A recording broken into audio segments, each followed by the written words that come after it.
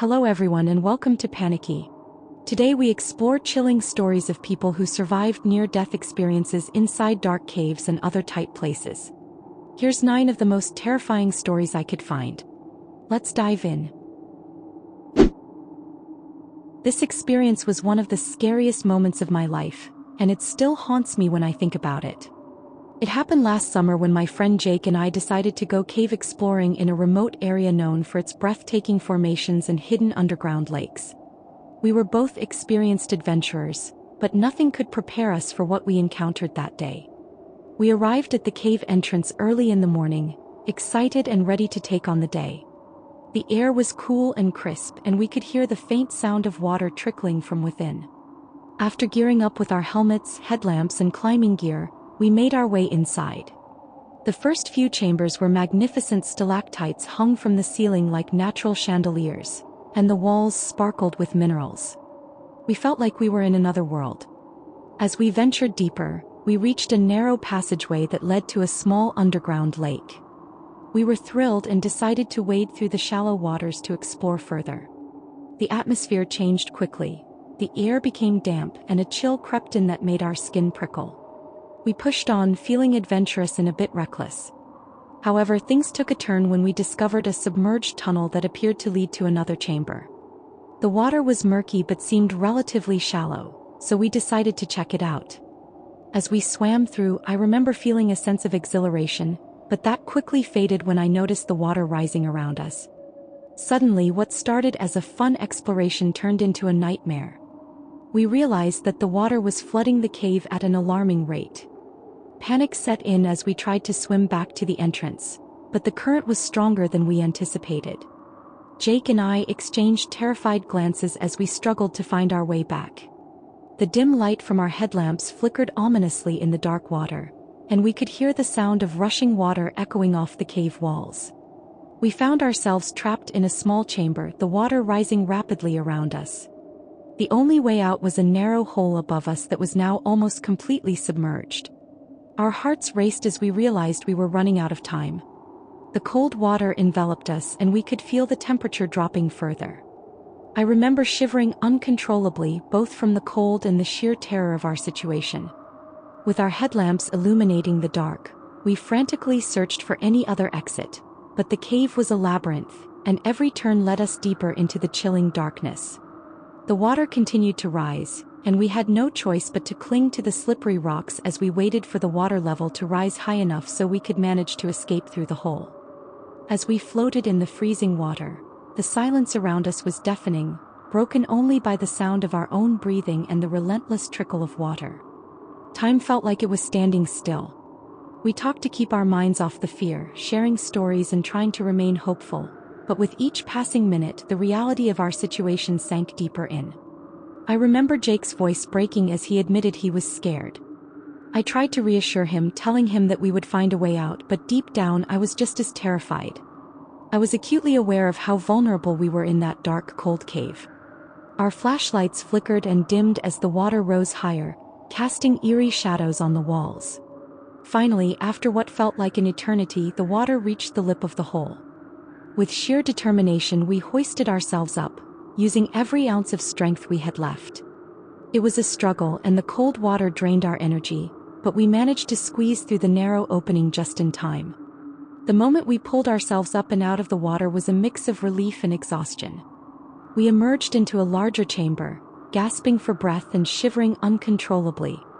It was still dark, but we could see faint outlines of rock formations. We quickly made our way back toward the entrance, our hearts racing with adrenaline and fear. The experience had felt surreal, and the realization of how close we had come to disaster hit us hard. When we finally stumbled out of the cave into the daylight, we collapsed on the ground, overwhelmed with relief. We were soaked, cold, and shaken, but we were alive. The sun felt warm on our faces, a stark contrast to the chilling darkness we'd just endured. That experience taught us both a valuable lesson about the dangers of cave exploring. We've since taken extra precautions and always tell our story to remind others to respect nature and never underestimate the power of the elements. It's a reminder that adventure can quickly turn into a nightmare if you're not careful. So if you're thinking about exploring, After our harrowing experience, Jake and I made a pact to never take risks like that again. We still enjoy outdoor adventures, but we've shifted our focus to safer activities like hiking and camping, where the risks are more manageable. The memory of that dark, cold cave lingers, serving as a constant reminder of how quickly things can go awry. In the weeks following our adventure, we both had trouble sleeping. I'd wake up in the middle of the night, drenched in sweat, the echoes of rushing water ringing in my ears. It was strange, something about the darkness of the cave had a way of seeping into our minds. We even talked about how the cave felt like a living entity, almost as if it were aware of our presence and relishing in our fear. We decided to share our experience on social media, hoping to raise awareness about the dangers of cave exploring. To our surprise, the post went viral and we received countless messages from others who had similar experiences. Some stories were even more terrifying, people getting lost for days or encountering dangerous wildlife. It was eye-opening to realize just how many adventurers had faced life-threatening situations in the wild, and it made us grateful that we had made it out unscathed. Occasionally, Jake and I still find ourselves reminiscing about that day. We laugh about how naive we were, thinking we could conquer any cave without a second thought. But deep down we know that we were incredibly lucky. I still have vivid nightmares about being trapped in the darkness, the water rising around me, and I think that will stick with me for a long time. Every time I hear the sound of rushing water or see a cave entrance, my heart races. I've learned to respect nature and its unpredictability. It's easy to get caught up in the thrill of adventure, but the reality is that there are dangers lurking in places we least expect. So if you're planning to explore caves or any remote areas, please take care. Equip yourself properly, go with a buddy, and have a plan in case things go south. You never know when you might find yourself in a situation where every second counts, just like we did. Stay safe out there. I've got a terrifying near-death story from a cave exploration I did while on holiday that still gives me chills. It was a few years ago when I decided to take a solo trip to a remote national park known for its stunning landscapes and hidden caves. I was excited to explore and document my adventures, so I packed my gear and set off early one morning. After hiking for a couple of hours, I stumbled upon a cave entrance that looked intriguing. It was partially hidden by thick bushes, and the dark opening seemed to beckon me. I knew I should be cautious, but my curiosity got the better of me.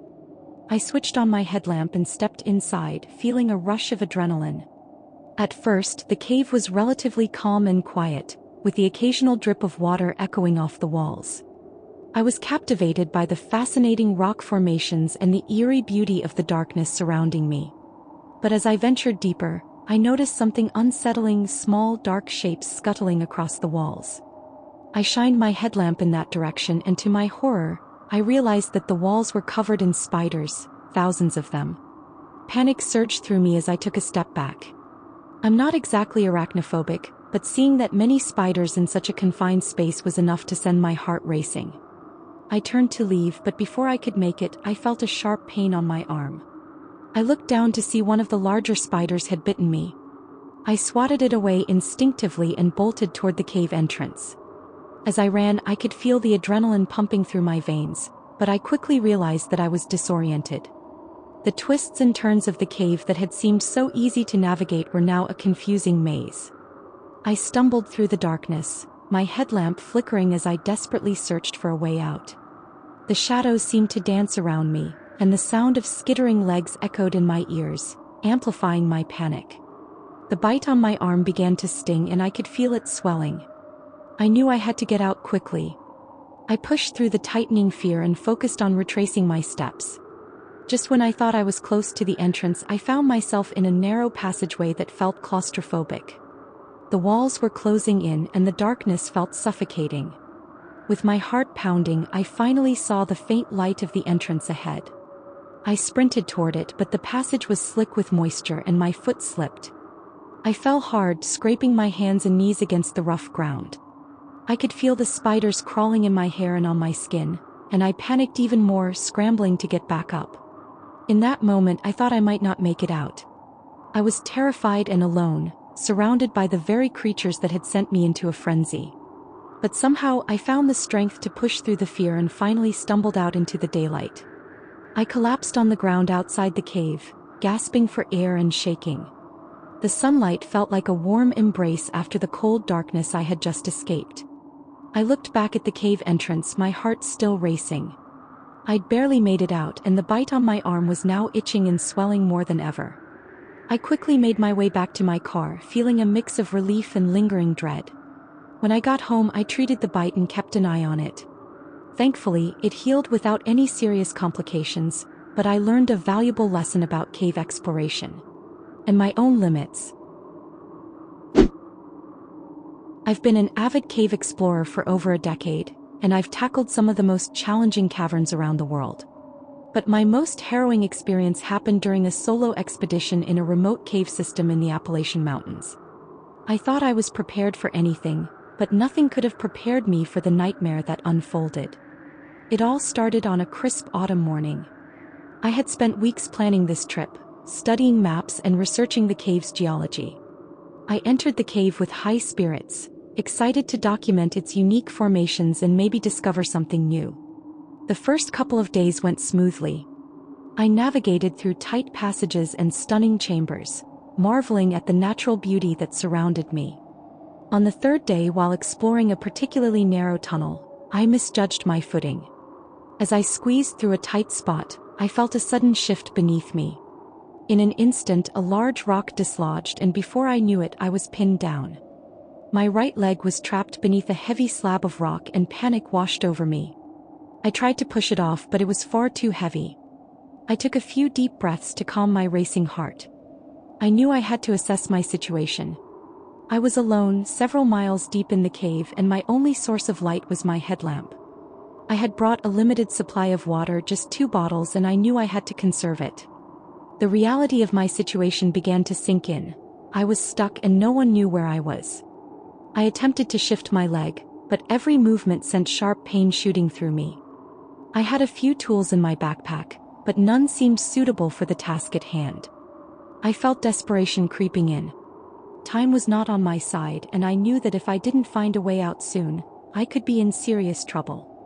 As the hours turned into a day, I rationed my water carefully, taking only small sips to prolong my survival. The cave was eerily quiet, save for the distant sound of dripping water echoing through the darkness.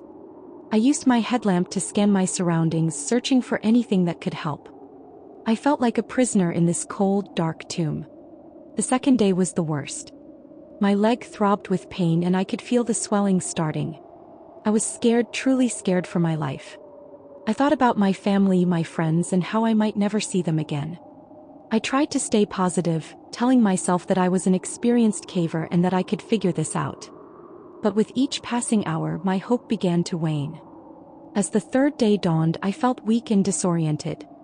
I had managed to keep my mind focused on getting out, but the fear of dying in that cave was overwhelming. I had to think outside the box. That's when I remembered my metal water bottle. It was sturdy and could potentially be used as a tool. I focused all my energy on that idea. With painstaking effort, I maneuvered the bottle into a position where I could use it as a lever. I pressed it against the rock that had trapped my leg, applying as much force as I could muster.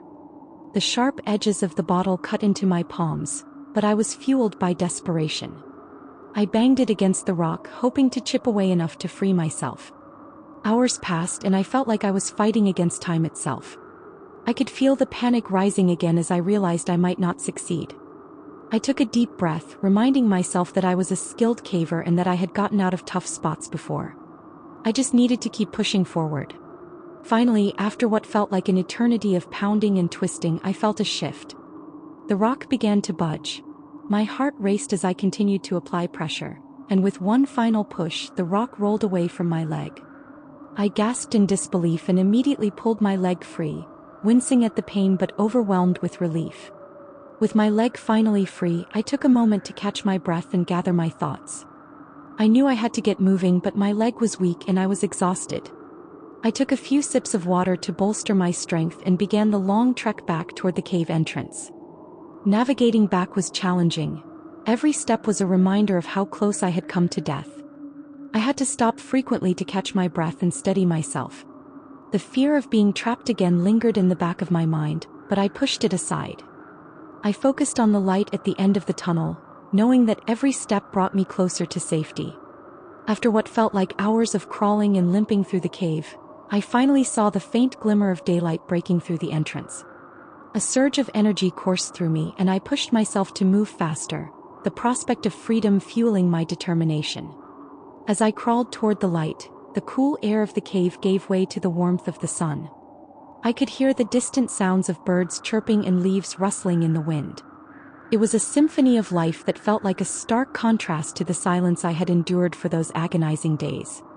With one final effort, I pulled myself out of the cave and collapsed onto the ground outside, gasping for fresh air. I lay there for what felt like an eternity, eyes closed, soaking in the sunlight. The relief of being alive washed over me. I could finally breathe freely without the oppressive weight of darkness closing in around me. After a few moments, I slowly got to my feet, my leg throbbing painfully but feeling infinitely better than it had in the cave. I took stock of my surroundings, recognizing the familiar trees and rock formations that marked the entrance to the national park. I had made it out, but I knew I needed to get help. My phone had no signal in the cave and I hadn't bothered to check it until now. I pulled it out and to my surprise I had a weak signal. I dialed emergency services, my hands shaking as I explained my situation. They assured me help was on the way. While I waited for rescue, I reflected on the experience. I had spent years learning about cave formations, geology, and safety protocols, but nothing could have prepared me for that moment of vulnerability. I had always prided myself on my skills, but I realized how important it is to remember the unpredictability of nature. I had nearly let my confidence lead me to my demise. After what felt like hours, I heard the distant sound of voices and the crunching of leaves underfoot. A rescue team emerged, relief evident on their faces when they saw me sitting by the cave entrance. They rushed to my side, checking my leg and providing me with water and snacks. I was exhausted but immensely grateful for their presence. As they helped me to my feet, I realized that I might have been an expert in cave exploration, but I had learned a valuable lesson. No amount of experience can replace caution and respect for the power of nature. I also learned that it's okay to ask for help and that sometimes, even the most prepared adventurers can find themselves in dire situations. The rescue team took me back to the trailhead, where I was met by paramedics who assessed my injuries. Thankfully, the swelling on my leg was manageable and they advised me to take it easy for a while. I left the park that day with a deep sense of gratitude, not just for my life but for the lessons learned in those dark, lonely hours.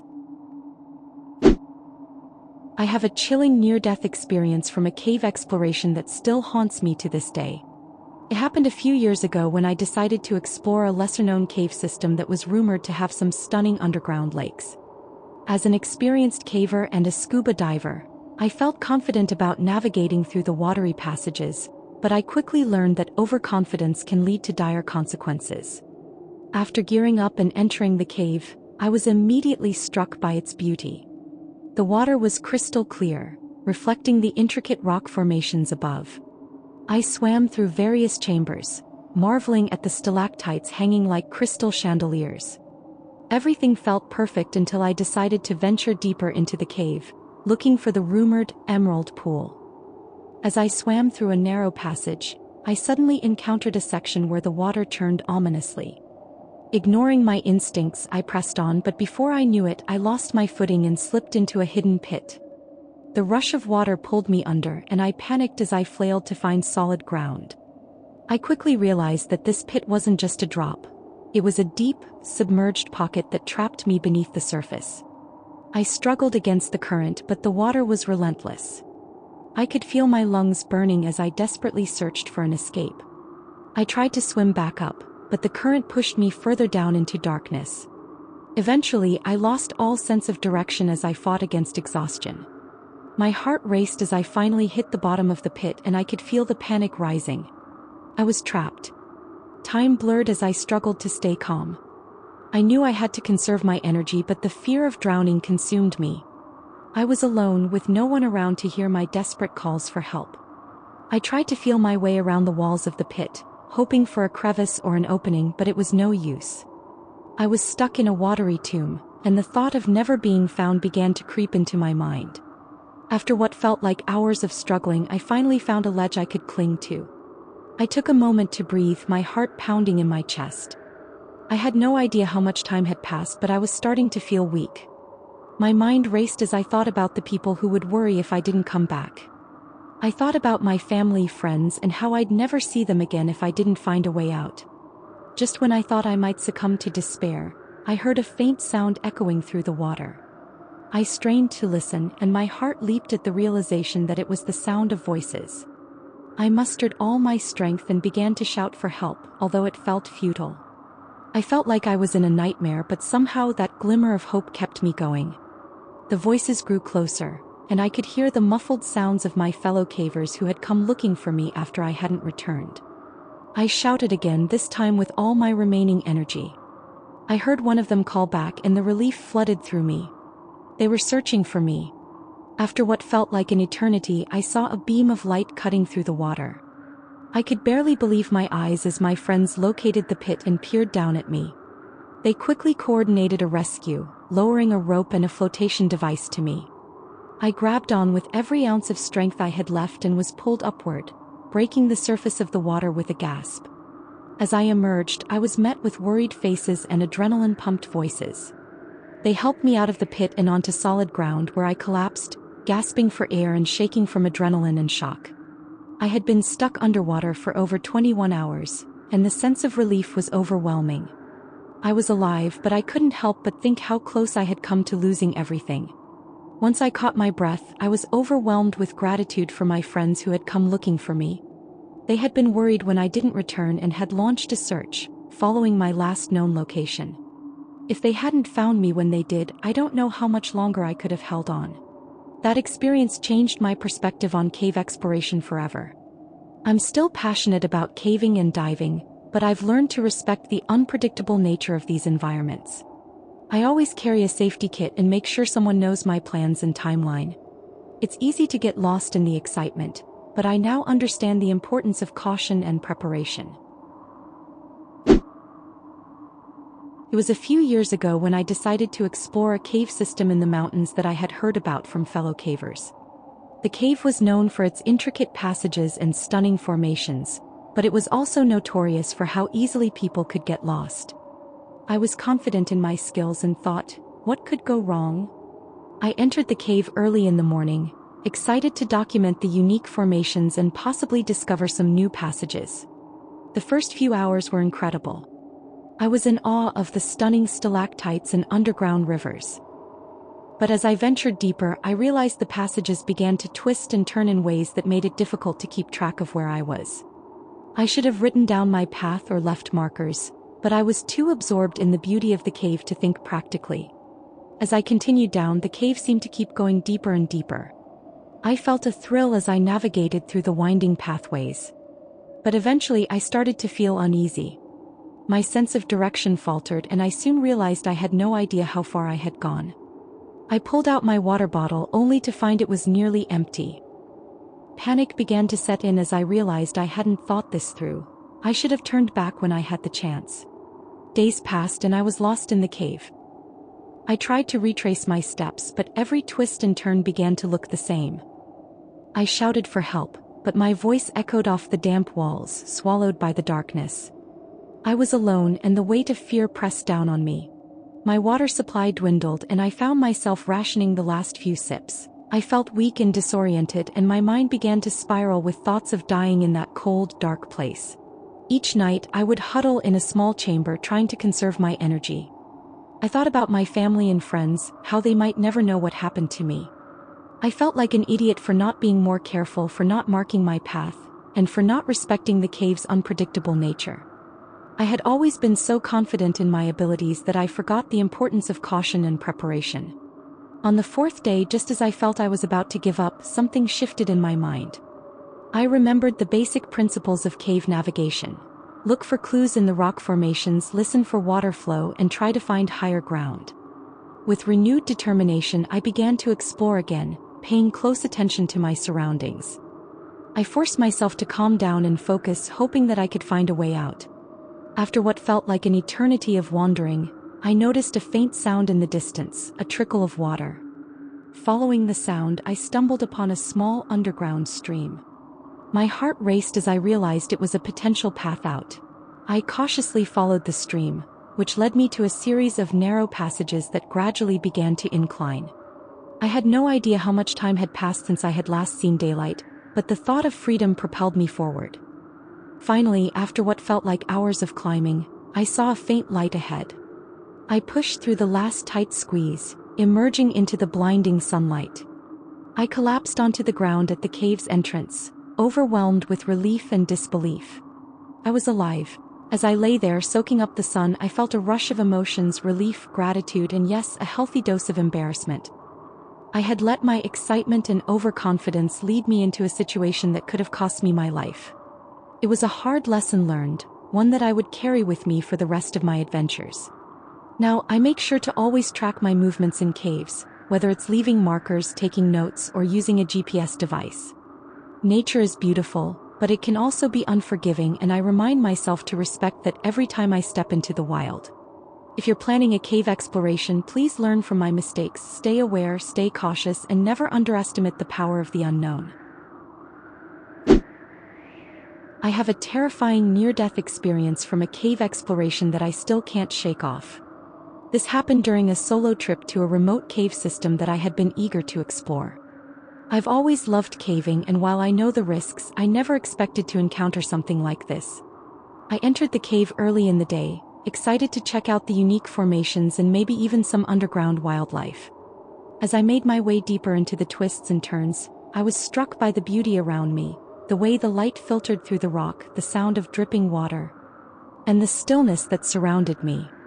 It felt magical, but I was about to learn just how quickly things can turn. As I turned a corner into a larger chamber, I suddenly froze. Right in front of me was a snake coiled up on a rock, basking in the cool air of the cave. It was a beautiful creature, but I felt an instant wave of panic wash over me. I could see its markings clearly, and I recognized it as a venomous species known for its aggressive behavior.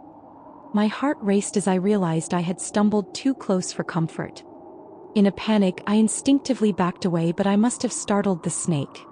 It lunged at me and I barely managed to dodge its strike. My instincts kicked in, and I remembered a technique I had learned about scaring off snakes: make loud noises and appear larger. I quickly grabbed my backpack and banged it against a rock while shouting loudly, hoping to intimidate the snake. Fortunately, the noise seemed to work. It hesitated, and I took advantage of the moment to back away slowly. However, the snake wasn't having it. It lunged again, and this time it grazed my leg, leaving a sharp sting that sent adrenaline coursing through me. I panicked, knowing that if I didn't get out of there, I could be in serious trouble. With my heart pounding in my chest, I continued to make noise, waving my arms and shouting. Somehow, the combination of my frantic movements and loud noises finally deterred the snake enough for me to make a break for it. I sprinted back the way I came, adrenaline pushing me faster than I thought possible. As I raced through the cave, I felt a mix of relief and dread. I could still feel the adrenaline thrumming in my veins as I finally reached the entrance and burst into the daylight. I collapsed outside, gasping for air, my heart still racing. I checked my leg, thankfully. It was just a superficial scratch from where the snake had brushed against me, but I knew I had narrowly escaped a venomous bite. That experience taught me a valuable lesson about the unpredictability of nature and the importance of being prepared. I didn't expect to encounter a snake, especially one that could have been deadly. Now, I always carry a first aid kit and make sure to research the wildlife in the areas I plan to explore. I have a near-death experience from a caving trip that I still replay in my mind, and it still gives me chills every time I think about it. It all started on a crisp autumn weekend when my friend Mark and I decided to explore a well-known cave system in our area. We had heard stories about its beauty, but we also knew it had its share of dangers. We were both experienced cavers, so we felt confident venturing into the depths. As we entered the cave, the darkness enveloped us and the air turned cool. We had our headlamps on, and I felt a mix of excitement and apprehension as we descended deeper into the winding passages. The cave was stunning, filled with intricate stalactites and eerie echoes that seemed to whisper secrets of the past. We spent the first hour marveling at the formations, snapping pictures and joking about our adventure. But as we ventured further, we entered a narrow passage that required some careful maneuvering. I remember feeling uneasy as we crawled through the tight space, the weight of the rock above us pressing down. Mark, always the more adventurous of the two, insisted on pushing ahead. I called out to him to be careful, but he laughed it off, eager to explore the next chamber. Suddenly, I heard a loud crack followed by a scream. My heart dropped as I turned to see Mark lying on the ground, clutching his leg. I rushed over to him, my mind racing. What happened? I asked, panicking. He was pale and in visible pain, and it quickly became clear that he had fallen and broken his leg when he slipped on a wet rock. Get me out of here, he gasped, his face twisted in agony. I felt a cold wave of fear wash over me. We were deep in the cave, far from the entrance, and I knew it would be a challenge to get him out in his condition. I tried to keep my voice steady as I assessed the situation.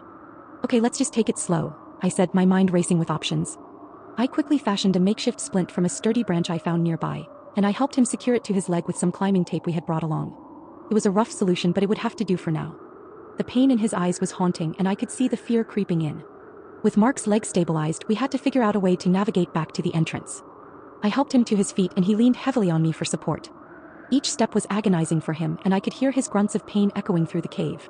We moved slowly, taking care to avoid the treacherous spots where he had fallen.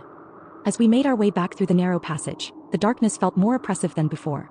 I kept glancing around, the shadows seeming to dance around us. The cave was alive with sounds, the dripping of water, the distant echoes of our footsteps, and the occasional rumble that sent a shiver down my spine. It felt like the cave itself was watching us, waiting for us to falter. After what felt like hours of painstaking progress, we reached a larger chamber. I thought we were in the clear, but then I noticed something that made my blood run cold. The sound of water was growing louder. I turned to Mark, who looked equally alarmed. Do you hear that? I whispered, dread creeping in. Before we could react, a sudden rush of water surged through the chamber. Flash flood. I had read about this happening in caves after heavy rain. There was no time to waste. We need to get out now, I shouted, adrenaline pumping through my veins. Panic surged as we scrambled to find the way back. The water level began to rise rapidly, and I could feel the cold moisture on my skin. The cave was transforming. What had been a beautiful exploration was now turning into a nightmare. I helped Mark move as quickly as possible, but his broken leg made it almost impossible. The water was rising to our knees, and I could see the fear in his eyes as we struggled against it. I felt helpless, knowing that if we didn't move faster we could be swept away. We finally reached the narrow passage we had crawled through earlier, but the water was now flowing heavily. I pushed him ahead of me and we squeezed through the tight space. I could feel the weight of the water pushing against us, threatening to pull me under. Mark was struggling, and I could hear his labored breathing as he fought to keep going. Just as we emerged from the narrow passage, I heard a loud crash behind us. A section of the cave ceiling fell in, blocking off our only escape. I felt my heart drop as I turned to see a cloud of dust and debris settling in the wake of the crash. The sound echoed ominously through the cave, making it clear that we were running out of time. The entrance was now partially obstructed, and the rising water was becoming more frantic, swirling around our ankles. We were trapped in this dark, suffocating nightmare. Come on, we have to keep moving, I urged Mark, trying to keep the panic out of my voice. I helped him back to his feet and we pushed forward into the next section of the cave. I had to rely on sheer determination and adrenaline to keep us going. With every step, I could see Mark's face growing paler, the pain evident in his eyes. Just a little further, I said, though I wasn't sure how much further we could go. We stumbled into another chamber and I paused for a moment to catch my breath. The sound of rushing water was deafening now, drowning out any sense of calm I had left. My mind raced as I tried to think of a way out. I needed to stay focused. I couldn't let fear take over. In the dim light of my headlamp, I spotted a small ledge on the far side of the chamber, leading to what appeared to be a series of narrow passages above the water level. There, we might be able to climb up there, I shouted, pointing. Mark nodded, desperation etched on his face, and I helped him make his way toward the ledge. The climb was difficult, especially for Mark with his injured leg. I felt like I was fighting against time itself, my heart pounding as the water continued to rise. We scrambled onto the ledge and I helped him find a stable spot to sit while I assessed our surroundings. The ledge seemed to lead to a small opening, but it was just out of reach from where we were. Can you make it over there? I asked, gesturing to the opening. Mark shook his head, sweat dripping down his forehead. I can't. My leg. I can't put weight on it. Panic bubbled up inside me again as I realized we were running out of options. I took a deep breath, forcing myself to think clearly. Okay, I'll go first, I said, trying to sound more confident than I felt. I'll see if I can find a way to help you from there. I carefully climbed over to the small opening, feeling the pressure of the water building beneath us. As I reached the opening, I could see that it led to a narrow tunnel that opened up into another chamber. There was a faint light in the distance. Could it be the entrance? Hope sparked in my chest. I think I see a way out, I called back to Mark. Just hold on. I quickly crawled through the opening, heart racing with anticipation. But as I turned to look back at Mark, I felt a sharp pain shoot through my leg. I had stepped on a sharp rock and I stumbled, barely catching myself before I fell back into the darkness. I gritted my teeth, forcing myself to shake off the pain. Are you okay? Mark shouted, fear in his voice. I'm fine.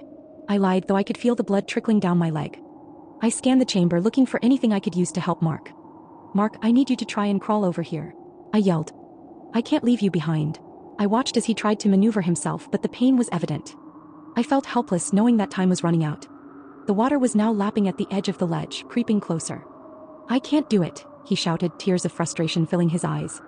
I can't move. Desperation clawed at my throat. You have to. I'm going to find a way to pull you up. I scanned the area, my mind racing. Then I spotted a sturdy rock formation nearby. It looked like it might be strong enough to use as a leverage point. Hold tight, Mark. I'm coming back for you. I crawled back through the opening and made my way to him. We're going to tie this rope around your waist and I'll pull you up. You just have to help me by moving your arms. With trembling hands, I secured the rope around his waist, praying it would hold. I felt the water rising rapidly now, our legs almost submerged. On the count of 3, I'll pull you up.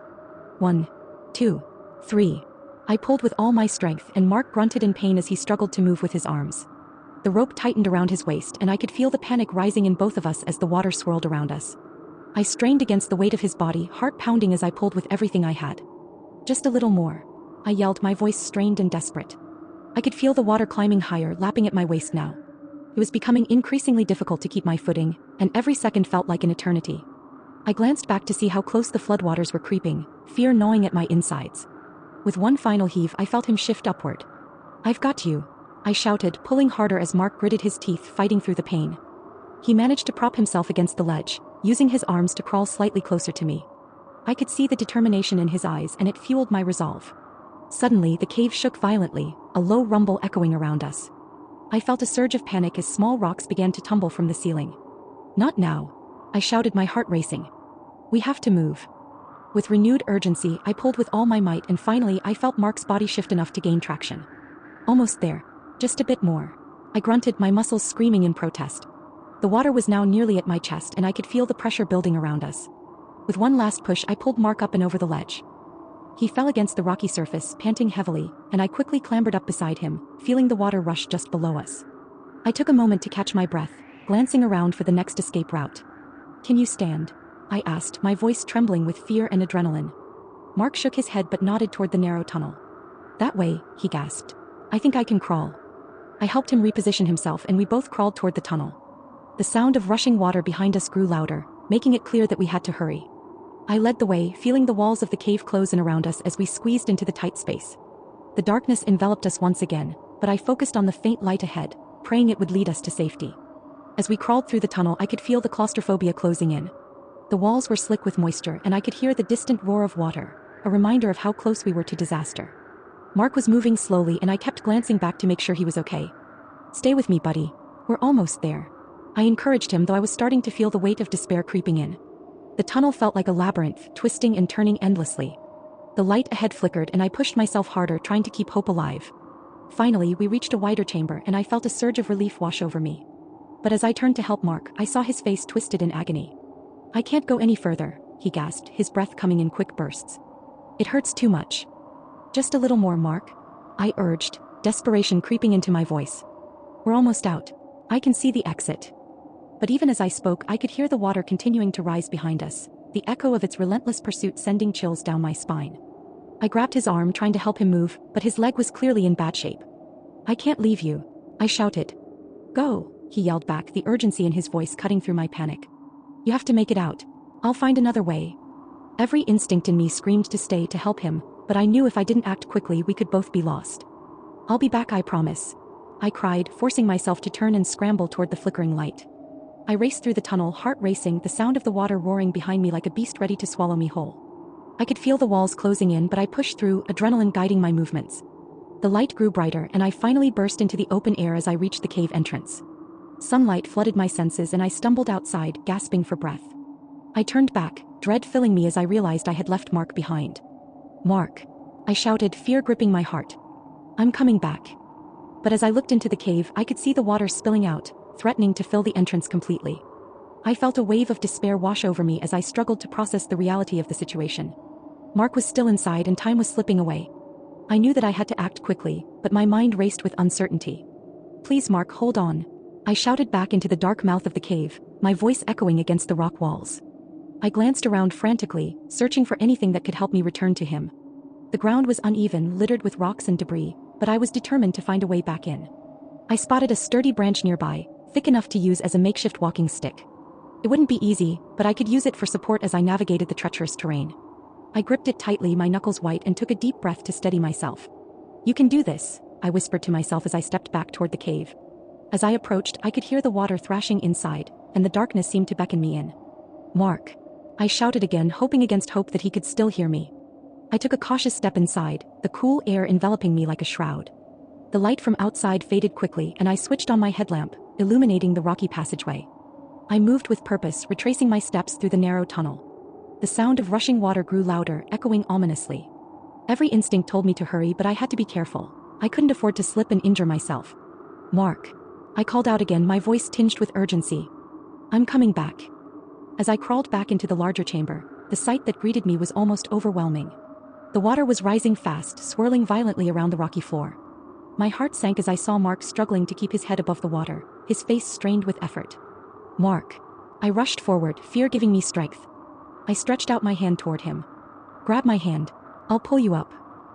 He looked up, his eyes widening with relief and pain. "I can't. It's too deep. Just try. I won't let you go," I shouted, reaching as far as I could. The water was now up to his chest, and I could see him struggling to keep his balance. In a frantic moment, I lunged forward, my heart racing. "Please, just reach for me." With a desperate effort, he extended his arm and I grasped his wrist tightly. "I've got you." I pulled with everything I had, but the water was relentless, pushing against us like a living force. "Hold on, Mark. You have to help me." He grunted and kicked his legs, trying to find purchase on the slick rocks beneath him. I could feel my grip slipping and panic surged within me. "I need you to fight, Mark. We're getting out of here." Summoning all my strength, I yanked him upward, feeling him slide against my grip. I could see the determination in his eyes, and it fueled my resolve. "Keep going." With another surge, I pulled him closer, and finally he was able to shift his weight enough to get a foothold on the rocky ledge. "I can't hold on much longer," he gasped, desperation in his voice. "Just a few more seconds," I urged, my own muscles straining under the effort. "You're almost there." With one final heave, I pulled him up and over the ledge, both of us collapsing onto solid ground, panting heavily.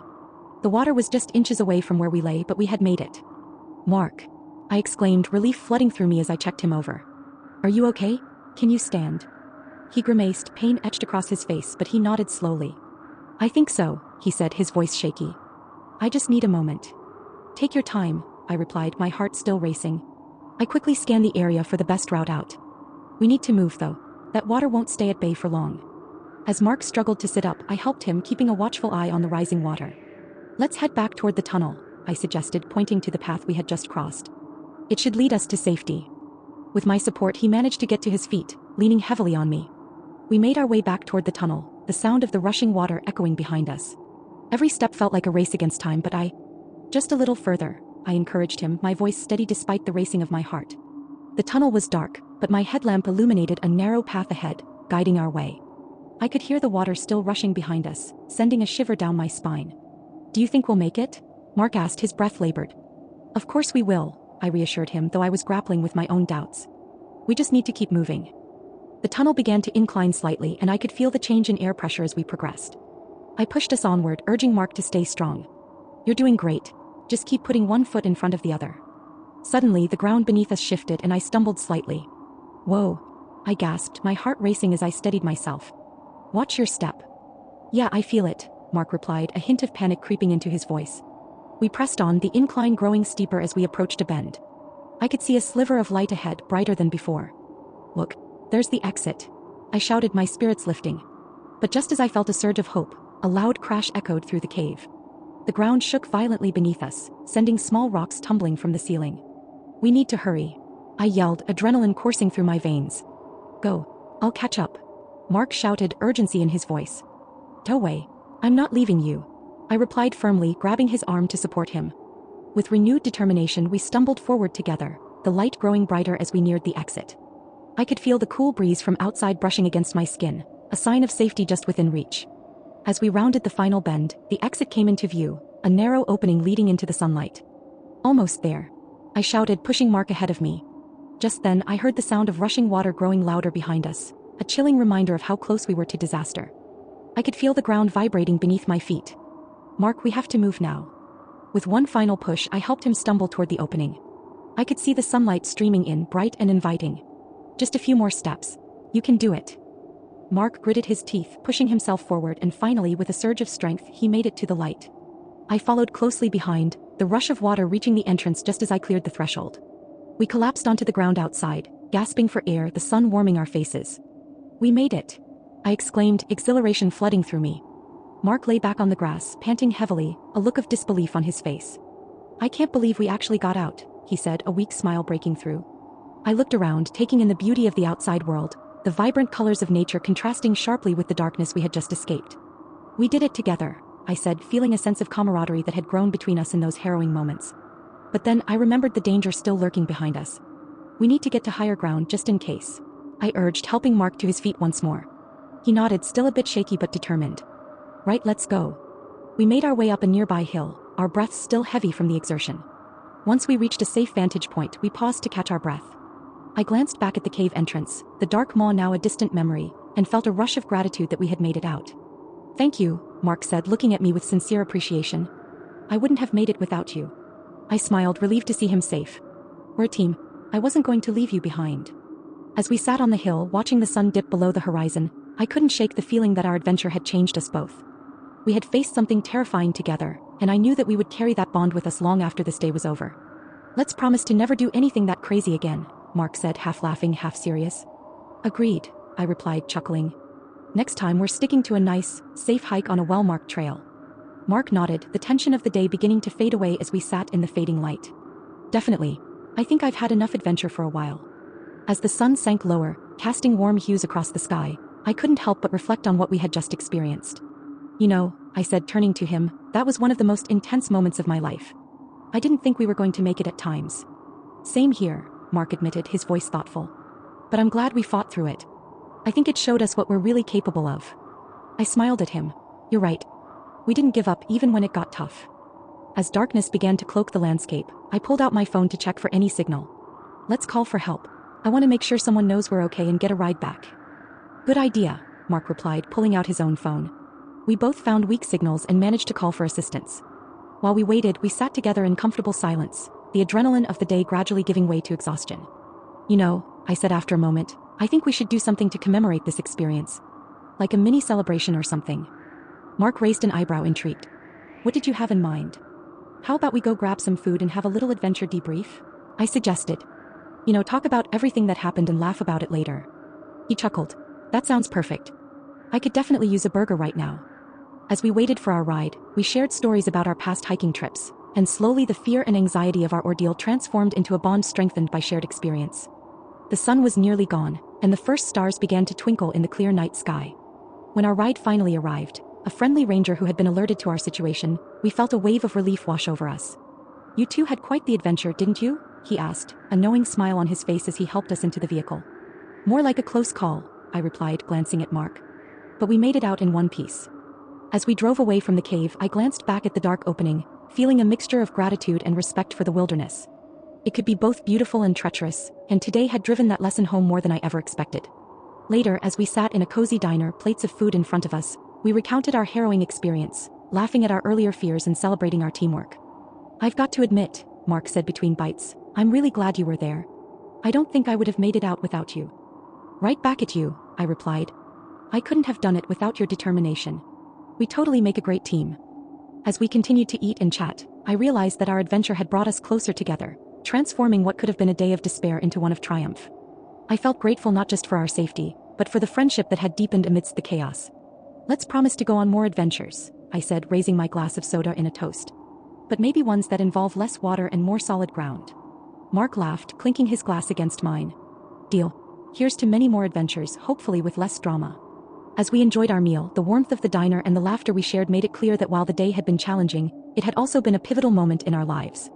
We had faced our fears together and emerged stronger for it, a testament to the resilience of both spirit and friendship. So, I have a pretty wild story about a cave exploration trip that turned into a nightmare. A few years back, my friends and I decided to explore a lesser-known cave system in our area. It was supposed to be an adventurous weekend, just us and nature. Little did I know I was about to have a terrifying experience I'd never forget. As we ventured deeper into the cave, the air grew colder and the darkness thickened. We had headlamps, but the deeper we went, the more the light seemed to fade into the shadows. Everything was going fine until we stumbled upon a narrow passageway that led to a larger chamber.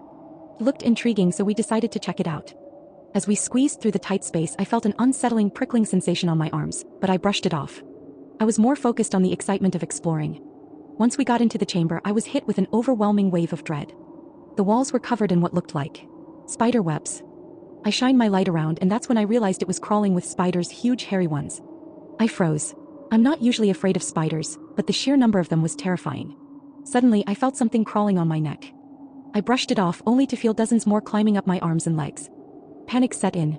I started screaming, trying to shake them off, but they kept coming. It was like a scene out of a horror movie. My friends were trying to help me, but they were just as freaked out, and chaos erupted in that small chamber.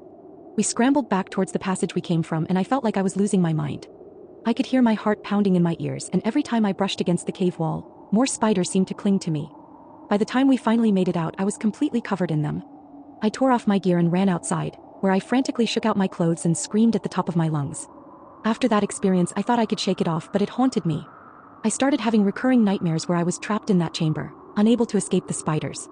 Each time it felt more vivid, like I could feel them crawling all over me again. It got to the point where I couldn't sleep without waking up in a panic, convinced I was still in that cave. I eventually had to talk to someone about it, and while the nightmares have faded, I still get the shivers whenever I think about that day. I can't even look at pictures of spiders without feeling that creeping dread. So, yeah, cave exploring can be adventurous, but it can also turn into a nightmare. Just be careful where you venture, you never know what might be lurking in the dark. A couple of years ago, my friends and I decided to explore this cave system that was rumored to have some incredible rock formations. We were excited, geared up, and ready for an adventure. As we went deeper into the cave, we were in awe of the beauty around us, stalactites dripping like nature's chandeliers and echoes of dripping water that felt almost eerie. But then the atmosphere shifted. It became eerily quiet, and I started to feel an unsettling vibe. About an hour into our exploration, we took a detour down a less-traveled passage. As we pushed through, I thought I heard a faint sound like someone calling for help. At first, I brushed it off as the wind playing tricks, but the sound grew clearer. My instincts kicked in, and I signaled to my friends to follow me. As we crept further down the passage, the voice became more distinct. It was weak but desperate. "Help. Please." That's when my heart dropped. I hurried ahead, and there, in a small chamber, I found a man lying on the ground, looking disoriented and dehydrated. "Are you okay?" I asked, rushing to his side. He looked up at me with a mix of relief and fear. "I got lost. I've been here for hours. I thought I was going to die," he said, his voice barely above a whisper. I quickly rummaged through my backpack and pulled out a bottle of water. "Here, drink this," I said, handing it to him. He accepted it eagerly, gulping it down like he hadn't had water in days. I could see the color returning to his face as he slowly regained some strength. My friends called for help on our phones, and luckily we still had service in that spot. As we waited for rescue, I stayed with him, talking to keep his spirits up. He explained how he had ventured into the cave alone and lost track of time, eventually realizing he couldn't find his way back. After what felt like an eternity, we heard voices approaching. The rescue team had arrived. They guided him out and made sure he was okay. I remember the look of gratitude in his eyes as he thanked me for staying with him. That experience shook me to my core. It was a reminder of how quickly things can go wrong in the wilderness, but it also felt incredible to have helped someone in a dire situation. After that day, I always made sure to carry extra water and to never explore caves alone. Thank you all so much for watching. I'll see you all very soon for even more stories. Take care out there.